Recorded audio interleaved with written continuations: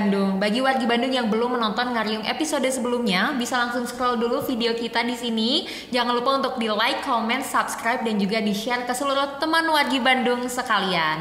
Nah, kalau misalkan biasanya nih Ngariung selalu ada di studio dan juga selalu mengundang narasumber dari komunitas, musisi, sampai dengan warga berprestasi di Kota Bandung. Kali ini spesial, masih edisi spesial juga karena Ngariung sekarang lagi main di kantornya Dinas Sosial, dan tentunya kita akan ngebahas tentang isu yang mungkin di luar sana juga lagi rame dan lagi hangat nih diperbincangkan, dan juga mungkin mempertanyakan kemana sih Dinsos. Nah, sekarang Teh Adel kebetulan juga spesial karena ditemenin sama dua ibu cantik nih, jadi minder nih takutnya kebanting di kamera gitu. Siap. Nah, kali ini Teh Adel sudah bersama dengan ibu-ibu cantik. Boleh diperkenalkan dirinya terlebih dahulu, Ibu? Mangga. Saya dengan Ibu Endang Sri Mulyati Ningsih. Kebetulan saya menjabat sebagai pekerja sosial ahli muda, subkoordinator rehabilitasi sosial, tuna sosial, dan korban perdagangan orang. Mungkin ini sebelah saya. Silakan. Saya Pipin Latifah, sama dengan Bu Endang sebagai pekerja sosial muda, subkoordinator anak dan lansia. Anak lansia. Panjang-panjang ya ini ya Bu ya jabatannya. Mungkin sama panjangnya dengan tugasnya ya Bu ya setiap hari ya Bu ya. Panjang sekali. Keren, hebat. Tapi wanita-wanita, tapi pekerjaannya sangat mulia nih wargi Bandung. Nah, mungkin nih buat wargi Bandung yang bertanya-tanya kenapa sih ada di Dinsos dan mau ngapain Teh ada di Dinsos, kita sekarang bakalan ngebahas tentang PMKS. Nah, tapi sebelum itu takutnya Teh Adel salah menjelaskan Bu tentang PMKS. Boleh dijelasin dulu apa sih Bu PMKS itu? PMKS itu sekarang sudah ada perubahan nih. Jadi sekarang siap. Bukan disebut lagi dengan PMKS tapi PPKS, Pemerlu Pelayanan Kesejahteraan Sosial, yang mana di dalamnya ada 26 permasalahan sosial. Di antaranya yaitu anak jalanan, anak terlantar, lansia terlantar, gelandangan pengemis, wanita tuna sosial, dan lain sebagainya. Banyak ya, 26 ya Bu ya. Permasalahan yang kita hadapi itu 26 permasalahan. Iya, siap.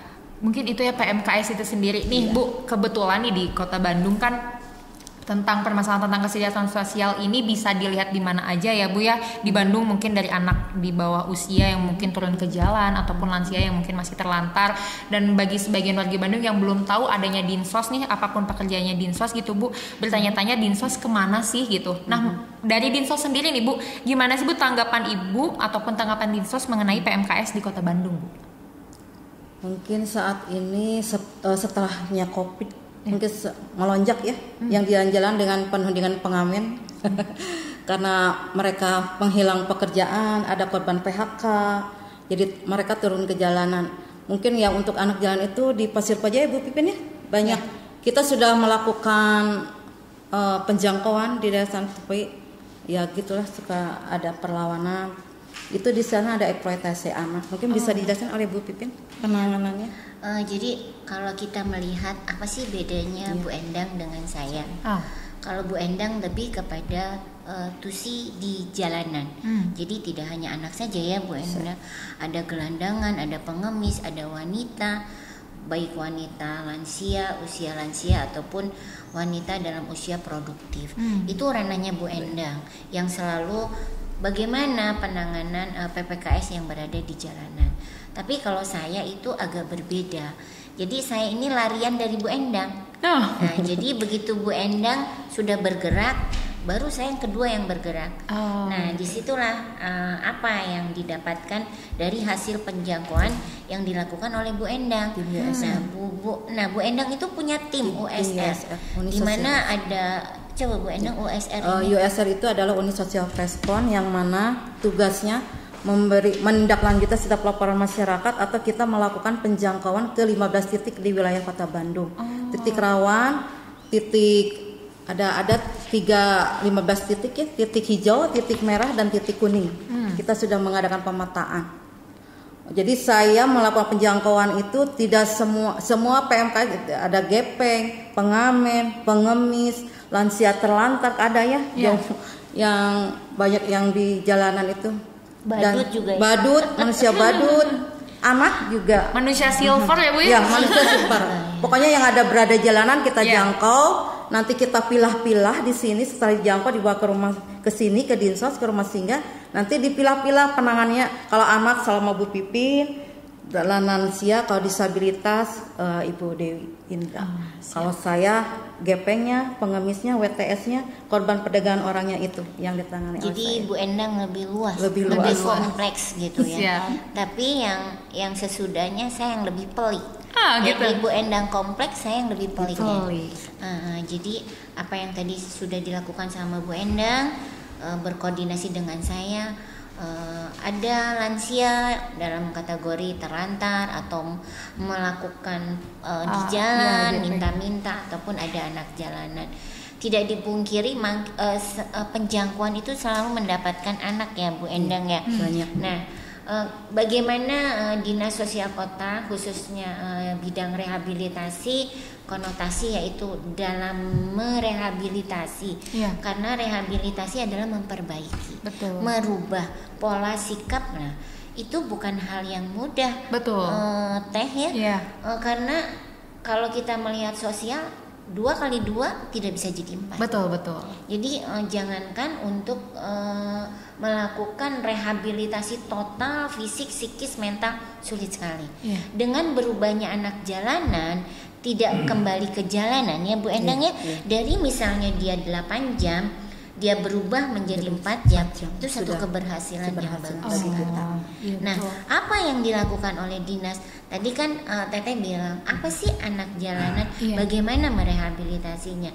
Kita tidak bisa bergerak sendiri, Teh. Ada USR-nya, ada pekerja sosialnya yang selalu melakukan pendampingan, monitoring, evaluasi kepada anak jalanan.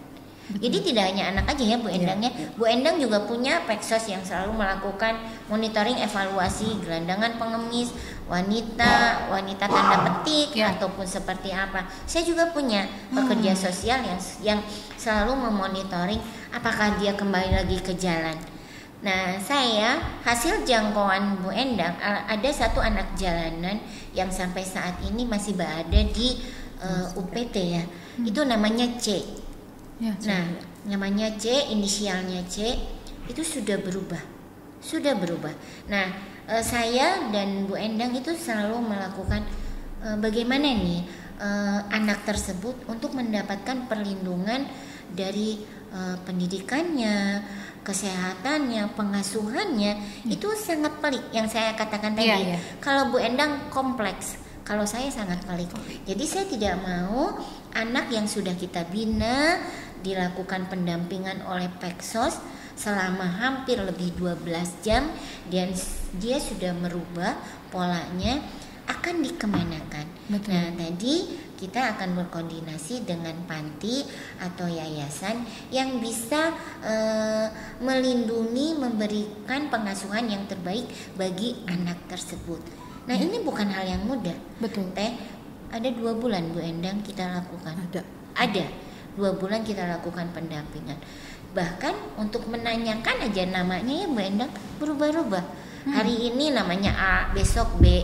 Tapi karena dari seminggu dilakukan asesmen namanya C, akhirnya kami menamakan dia adalah inisialnya C. Nah, ini tidak mudah kami merubah manusia ataupun orang, baik anak, lansia, usia produktif, memang sulit. Tidak semudah kita membangun satu bangunan yang dengan cepat terukur kita belum bisa. Karena mungkin juga masalah kesejahteraan sosial tadi ada 26 juga targetnya. Terus juga masalah sosial ini kan pasti berhubungannya dengan manusia yang memang tidak pasti ya Bu ya, selalu berubah-ubah ya Bu ya. Betul. Ya, siap. Bu, kalau misalkan Dinsos kan juga sudah melakukan penjangkauan ke berbagai titik ya Bu ya. Terus juga tidak hanya sekedar ngambil anak jalanan terus habis itu nggak tahu mau dikemanain ya Bu ya, tapi juga ada tindak lanjut setelah itu ya Bu ya. Nah, biasanya apa sih Bu yang treatment yang diberikan sama Dinsos untuk anak-anak yang memang sudah dijangkau sama Dinsos gitu Bu? Jadi bicara itu mudah ya Teh. Habiskan anak jalanan. memang gampang menghabiskan. Itu bukan satu barang. Betul. Itu adalah yang punya nyawa. Iya. Sekarang habis, besok muncul lagi. Betul. 2 hari habis, minggu depan muncul lagi. Iya. Dan kalau kita melihat hasil identifikasi, itu bukan dari Bandung ya Bu Endang.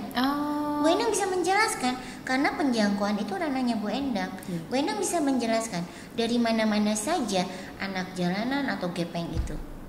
Mungkin kebanyakan kalau kita pusat titik anak jalanan yang terbanyak itu di Pasir Koja. Mereka itu memang ngontrak sih, bukan asli orang Bandung. Pendatang ngontrak di kota Bandung. Jadi di sana itu ada eksploitasi ya. Ada premannya teh. Jadi kalau ke sana itu kalau kita penyanyi suka ada perlawanan. Kemarin kemarin kita sudah amankan waktu malam kemarin ya. Kita kerjasama sama Babinsa, TKSK. Jadi lumayanlah bersih kemarin itu. Di sana di Pasir Koja titiknya yang paling terbanyak di Kota Bandung. Jadi ini memang kayak kalau misalnya kita ngerjain PR kan PR hari ini besok selesai, tapi ini tuh kayak PR yang berkelanjutan ya Bu ya, nggak pernah selesai. Dan tidak akan ada habis. Betul. Apalagi Bandung sebagai kota jasa ya. Betul. Apalagi coba teh kalau Jumat, Sabtu, Minggu, jangan jauh-jauh lah di Riau ya, RM Marta Dinata. Berapa banyak di sana orang-orang yang hanya untuk meminta, hanya untuk jualan tisu, itu bukan orang Bandung. Berbeda antara hari Senin sampai Jumat siang. Nah ini yang menjadi, tapi kan kita tidak bisa menolak ya. Dengan para wisatawan datang itu kan menambah PAD bagi kami, tapi menambah juga PPKS yang ada di jalanan. Jadi apa yang kami lakukan ya itu, kami melakukan rehabilitasi sesuai dengan keinginan antara kita tim dengan klien yang kami hadapi. Kalau yang tadi anak yang inisialnya C itu mau bekerja sama dengan kami, tetapi ada juga kami lakukan penjangkauan dari Bu Endang, kami lakukan assessment, kita lakukan intervensi, kabur ya Bu Endang. Itu ada. Berarti dia tidak mau berkolaborasi dalam penanganan untuk masa depan anak tersebut. Pada akhirnya dia mau seperti apa? Jadi kami menghimbau kepada masyarakat Kota Bandung, baik di dalam Kota Bandung ataupun warga kota di luar Kota Bandung, untuk tidak memberikan uang atau barang di jalanan untuk pengguna jalan, untuk memutuskan mata rantai kemiskinan mereka. Kalau mereka selalu dibeli, jadi mereka betah di jalanan. Jadi menjadikan itu sebagai profesi ya Bu ya akhirnya ya. Jadi kami dengan unit USR-nya kita melakukan wawar. Kita punya Perda nomor 9 tahun 2019.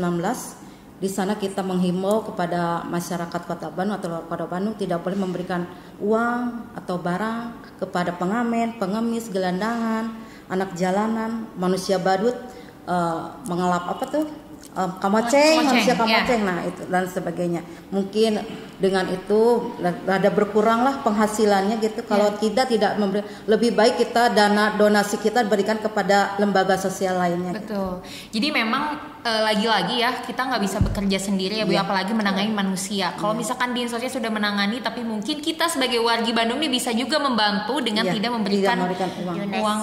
Bukan berarti kita jahat atau tidak mau memberi rezeki ya Bu ya, tapi memang ada tempatnya ya Bu ya. Iya betul. Baik. Nah jadi kalau yang lagi ramai sekarang nih katanya Dinsos kemana sih? Apa yang dilakukan sama Dinsos? Ya ini yang sudah dilakukan sama Dinsos gitu ya Bu ya.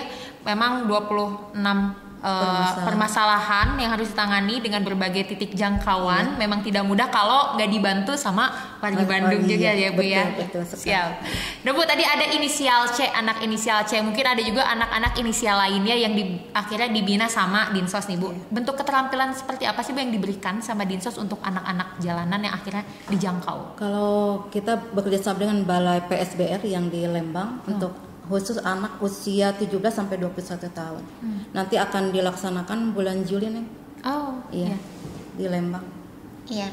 Jadi kalau di kita bekerja sama dengan Dinas Sosial Provinsi. Nah, Dinas Sosial Provinsi memiliki balai remaja di mana remaja-remaja putus sekolah, jalanan dan sebagainya, mereka punya penampungannya.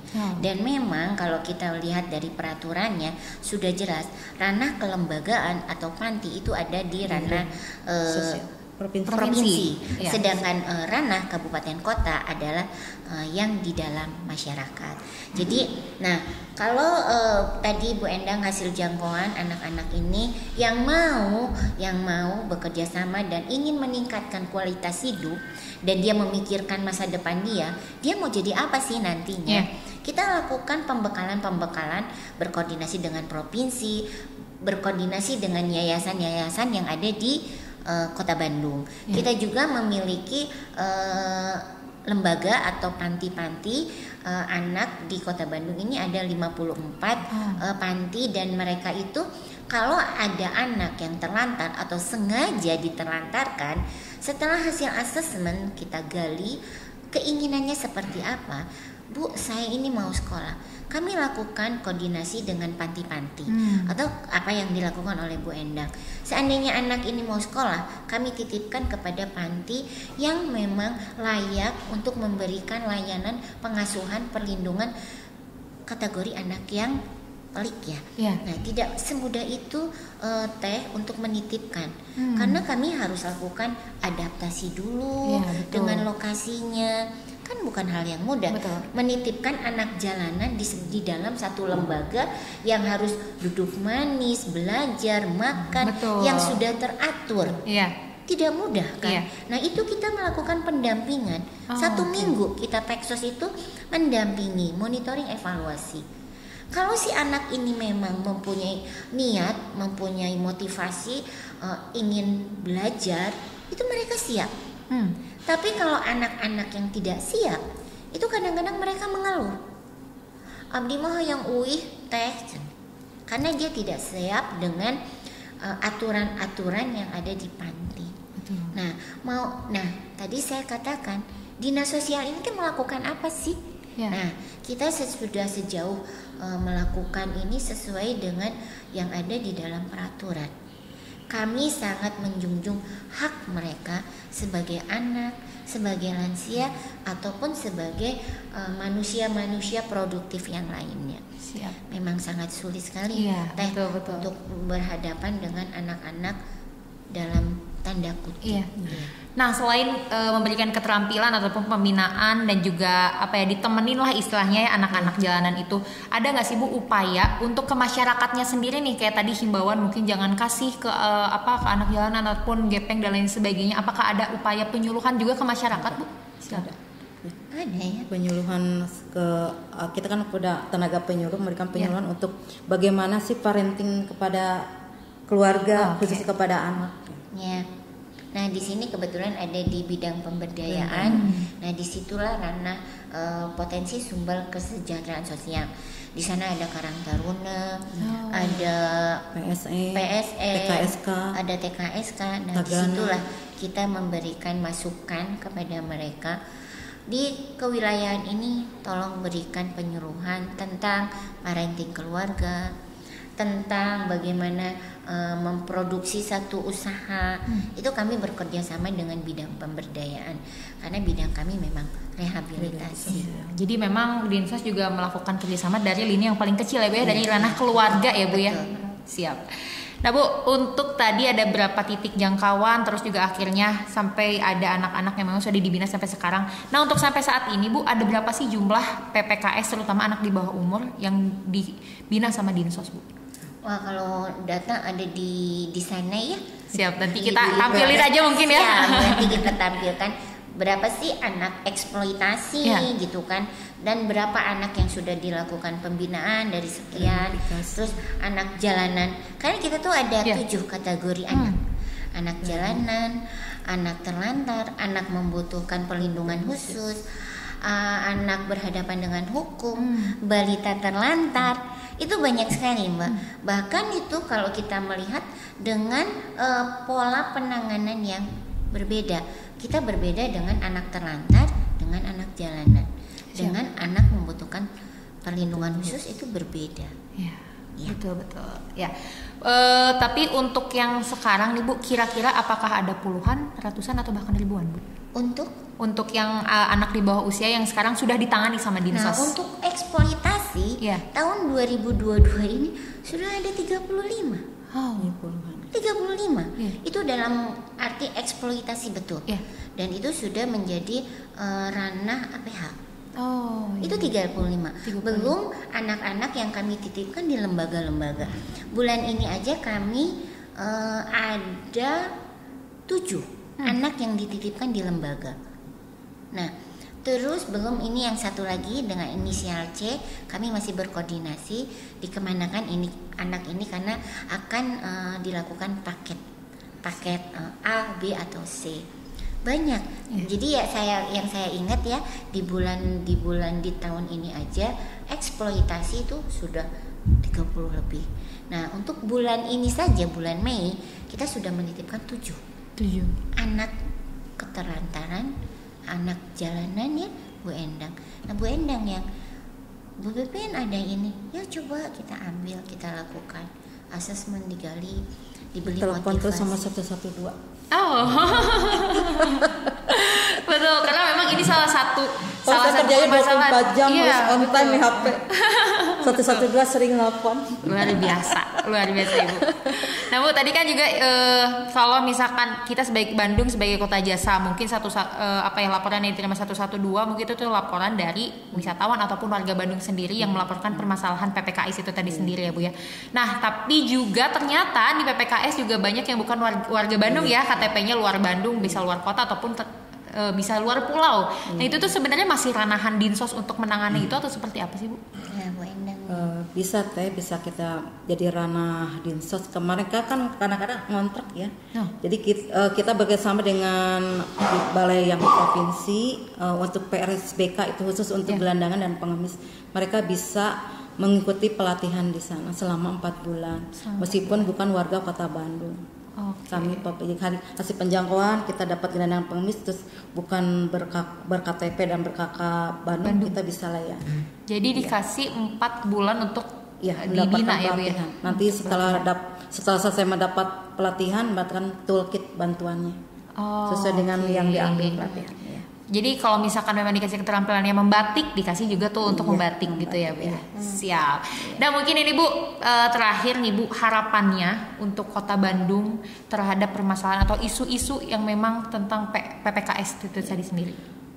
Ya itu saya mah selalu mewawar ya dengan Perda nomor 9 tahun 2019 di pasal 16 bahwa saya selalu menghimbau kepada masyarakat Kota Bandung, baik warga Kota Bandung khususnya dan warga di luar Kota Bandung, saya menghimbau untuk tidak memberikan uang atau barang di jalanan kepada pada gelandangan, pengemis, anak jalanan, pengamen, manusia badut, dan pengelap mobil. Itu harapan saya untuk memutus mata rantai kemiskinan mereka. Mari kita bekerjasama, bantu kami untuk menyelesaikan masalah ini. Ya, mungkin dari Ibu Pipin ada yang mau ditambahkan? Kalau saya sebagai tusinya rehabilitasi sosial anak dan lansia, cuma satu aja, berikan pengasuhan yang terbaik bagi anak. Itu saja. Terus satu lagi Bu Pipin, kedahnya Kakolot. Oh iya, siap. Betul, itu mah kedah ya Bu ya. Harus, karena kita juga akan tua. Betul, karena banyak lansia yang ditelantarkan, maka dari itu harusnya Kakolot. Betul. Sayang ke orang tua yang telah melahirkan kita. Betul. Karena katanya Bu, surga di telapak kaki ibu, kunci surga di tangan ayah ya Bu ya. Meskipun orang tua kita mempunyai masa lalu yang konotasi kebanyakan gitu nih, setelah kita gali yang orang tua yang ditelantarkan masa lalunya ya begitulah. Ya. Masa dinsosnya Kakolot ai kitanya tanya Kakolot ya Bu ya. Siap Ibu, Bu Endang, Bu Pipin, hatur nuhun pisan atas penjelasan dan informasinya yang sangat mungkin bermanfaat juga bagi wargi Bandung. Semoga ibu-ibu sehat. Amin. Semoga juga berkah tugasnya Bu. Amin. Semoga menjadi amal dan ladang baik ya Bu ya bagi ibu sekalian. Siap wargi Bandung, itu tadi perbincangan Teh Adel dengan Bu Endang dan juga Bu Pipin. Jadi bagi wargi Bandung yang mungkin di jalanan juga menemukan anak jalanan ataupun gepeng ataupun membersihkan membersihkan mobil ya, pembersih kemoceng itu, untuk tidak memberikan uang secara langsung, karena juga ini untuk membantu, salah satu upaya kita juga untuk membantu memutus mata rantai kemiskinan di Kota Bandung itu sendiri. Nah, sekian Ngariung episode kali ini. Jangan lupa untuk tetap saksikan Ngariung episode selanjutnya. Jangan lupa di like, comment, subscribe dan juga share ke seluruh teman wargi Bandung sekalian. Sampai jumpa di Ngariung episode selanjutnya.